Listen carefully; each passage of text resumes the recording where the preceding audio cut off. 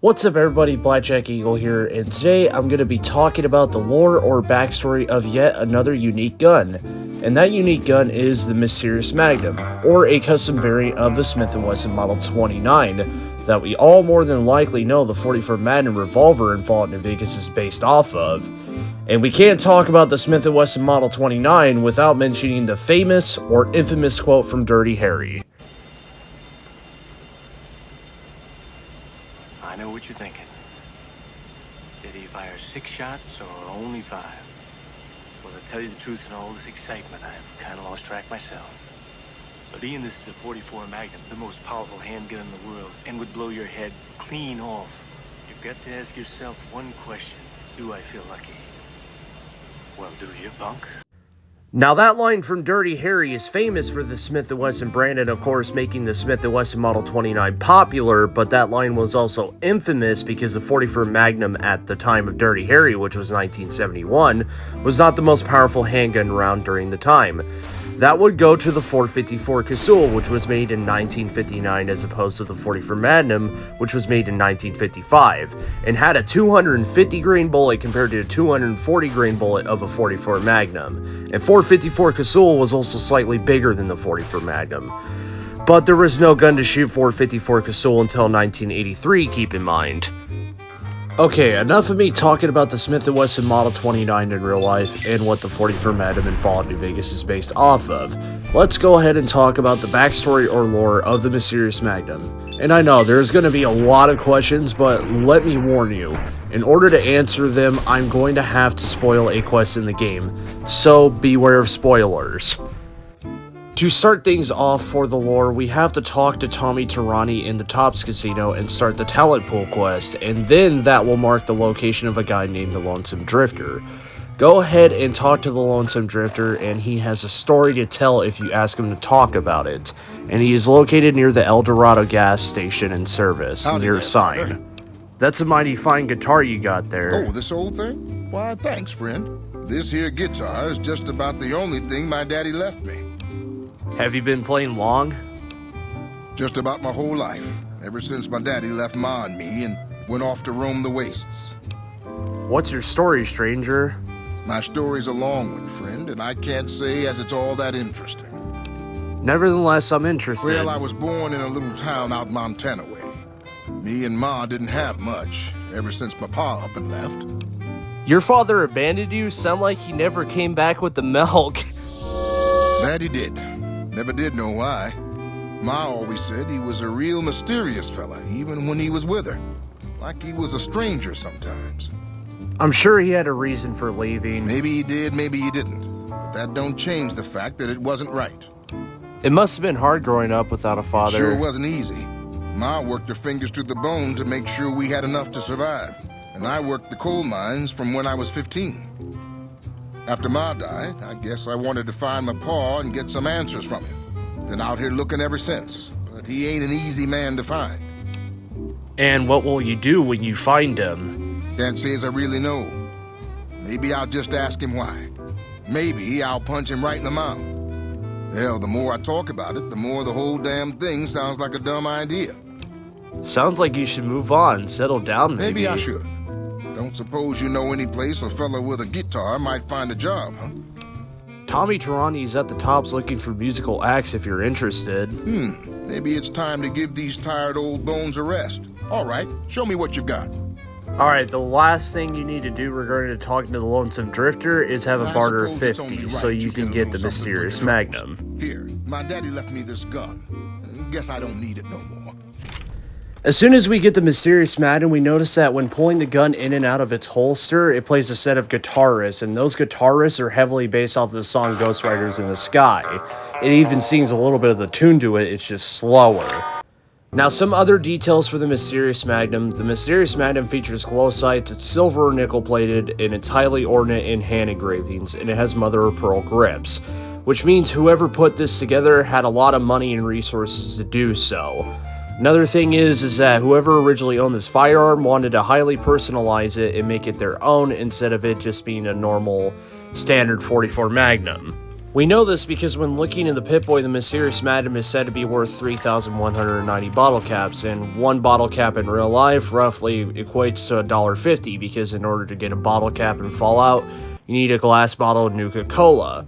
So we multiply 1.50 to 3,190 bottle caps, and we get the price of $4,785 in real life, which is pretty accurate to the real price altogether, with the hand engravings and nickel plating, glow sights, and the mother of pearl grips.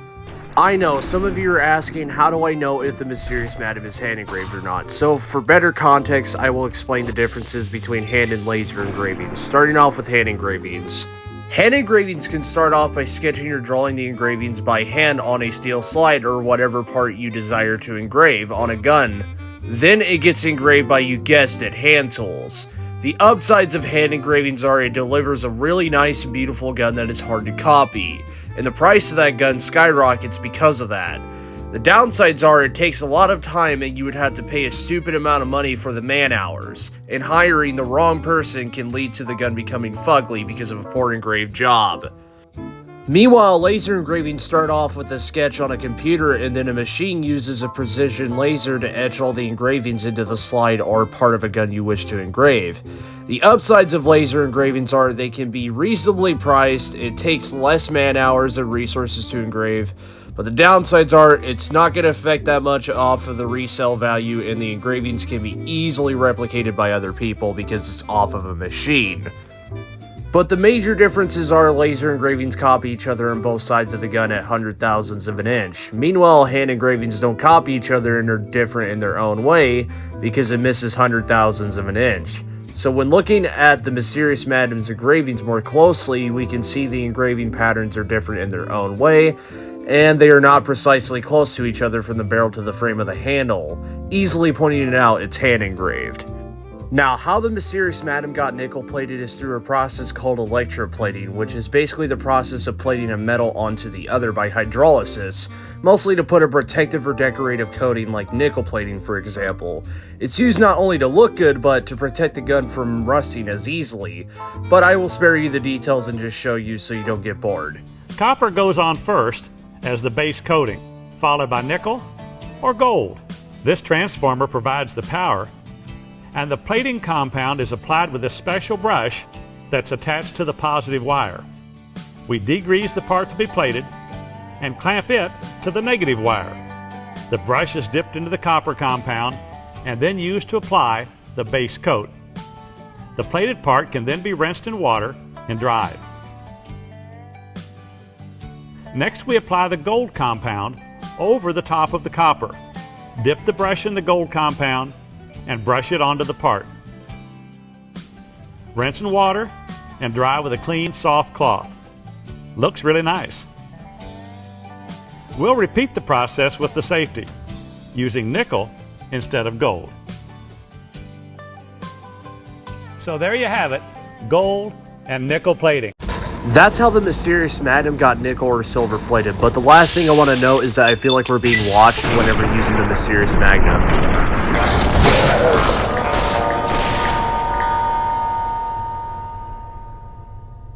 It all makes sense now. The Lonesome Drifter's dad was not just a normal person. His dad is the Mysterious Stranger, which he was said to be the most infamous killer in the Fallout franchise and in the whole entire wasteland, because he appears and disappears after killing someone or something on VATS, and the only thing that's left is a bunch of 44 Magnum casings on the ground right after killing them.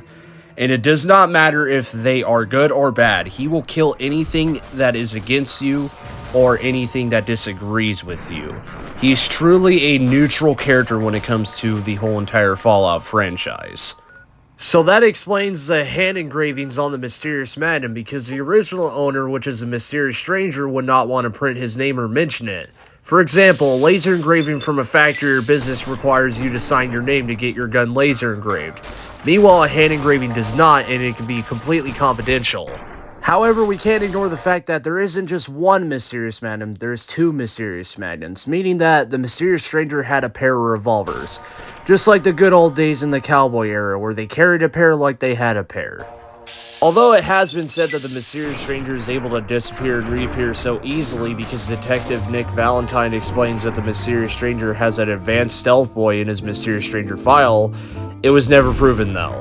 It's kind of scary that the mysterious stranger can be stalking you while you're butt crack and lacking in the shower unknowingly. At least you and I are wanted.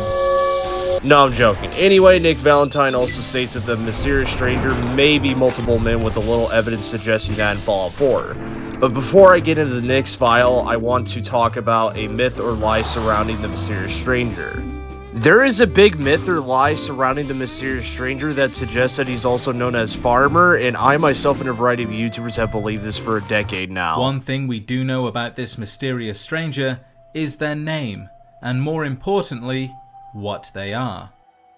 In the Fallout 3 official game guide, it states, you have a guardian angel, but with a deadly hand cannon instead of wings. Meet the mysterious stranger, aka, real name, Farmer, an odd eldritch entity said to appear and aid you in combat before you draw your dying breath. Of course, it helps to have said a prayer to Farmer first. Well, our first clue comes from the mysterious stranger perks description in Fallout 3's player guide. It reads, quote, "You have a guardian angel, but with a deadly hand cannon instead of wings. Meet the mysterious stranger, aka, real name, Farmer. An odd and eldritch entity, said to appear to aid you in combat before you draw your dying breath." Of course, it helps to have said a prayer to Farmer first. Now, both Synonymous and Epic Nate 315, I love both of these YouTubers and I respect the work they do on doing Fallout content, Fallout lore. It is a pretty hard job, but both of them have indeed fell for this big liar myth, and they stated it mostly came from Fallout 3's official game guide. However, it is not in Fallout 3's official game guide because there is no Wasteland synthesis or character bios in it. You would think it would be in Fallout 3's Collector's Edition game guide, but it's not in there either, as in there is no Wasteland synthesis or character bios in that either. The Fallout 3 official guide that Epic Nate and Synonymous were more than likely talking about was Game of the Year's edition of Fallout 3's official game guide.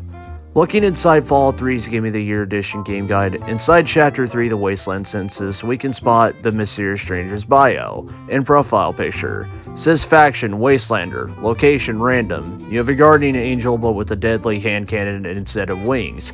Meet the mysterious stranger, an odd eldritch entity said to appear and aid you in combat before you draw your dying breath. Of course, it helps to have the mysterious stranger perk first. But it says nothing about him being mentioned or also known as Farmer. However, Epic Nate points out that the mysterious stranger's secret nickname is more than likely in his perk bio, but when looking closely in Chapter 1 Training of Fallout 3's Game of the Year Edition game guide, the mysterious stranger says when you possess this perk, a mysterious stranger occasionally appears during VATS combat, and he remains long enough to kill that opponent and then departs as mysteriously as he arrived. You only see the mysterious stranger in VATS mode, which we already know that. And then at the end of a VATS attack, if your opponent has less than 150 points of health, there's a 10% chance he will spawn and show up and finish him off. It's most useful if your game is set to a higher difficulty, and it's just for sheer entertainment value. But it says nothing about him being nicknamed Farmer, so whoever originally said that lied. Okay, now that's out of our way, we will look into Nick Valentine's mysterious stranger file, but we gotta ask ourselves the 4 questions. First question is, why did the mysterious stranger leave his son? Second is, why did he leave his gun? Third is, where did the gun come from? And fourth is, why is he helping you out of all people? For our first question we will answer is, why did the mysterious stranger leave his son? There are multiple theories on why the mysterious stranger left his son. Some of them are decent, while other theories make you think you're talking to a conspiracy theorist or some random crackhead on the street. But the most plausible reason for the mysterious stranger leaving his son was for his own good. For example, there's that very infamous file inside Nick Valentine's detective agency, underneath his bed, that talks all about the mysterious stranger. I will go ahead and read it to all of you for context on why the mysterious stranger left his son. The case file reads, Case, the mysterious stranger. Sightings of a man dubbed the mysterious stranger have been popping up sporadically across the old US for years now. Best case, the man's an immoral lunatic. Worst case, a prolific serial killer. All anyone knows is Zimmo, appearing suddenly, killing without remorse, disappearing without a word. The stranger has no known accomplices, no clear method for selecting his targets, and no calling cards left behind. Sightings range from the NCR all the way to the East Coast, stretching back decades. Now he's come to the Commonwealth. Last thing this place needs is another psychopath running amok. Time to start putting together the pieces to put this one away. Description: human male outfits vary, but most recent sightings describe a large overcoat and fedora. Guy has taste, I'll give him that much. One man, multiple men, a ghoul with minimal scarring might explain the long passages of time between sightings. Appears and disappears suddenly, suggesting preternatural infiltration abilities. Access to advanced cloaking tech. All but earliest descriptions suggest the stranger uses only conventional arms, making infiltration training more likely. Hurts like this make me wish the Institute had sprung for thermal detection before giving me the boot. Sighting locations: Commonwealth, the Capital Wasteland confirmed, NCR old rumors, and Shady Sands really old rumors. So why is Nick Valentine after the mysterious stranger? Well, that can easily be explained by the way the mysterious stranger kills his targets. The mysterious stranger, every time he appears, he unloads all 6 shots out of his 44 Magnum cylinder into somebody, making it look like he had a bone to pick, or someone took a fat one in his cereal. Either way, the mysterious stranger made it look like cold-blooded murder. Nick Valentine also has unique dialogue with him. Right here. Where'd he go?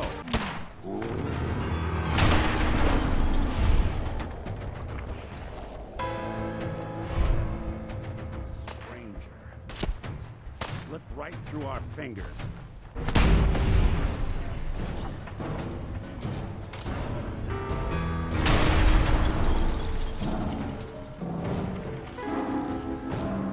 Just here. You saw him, right?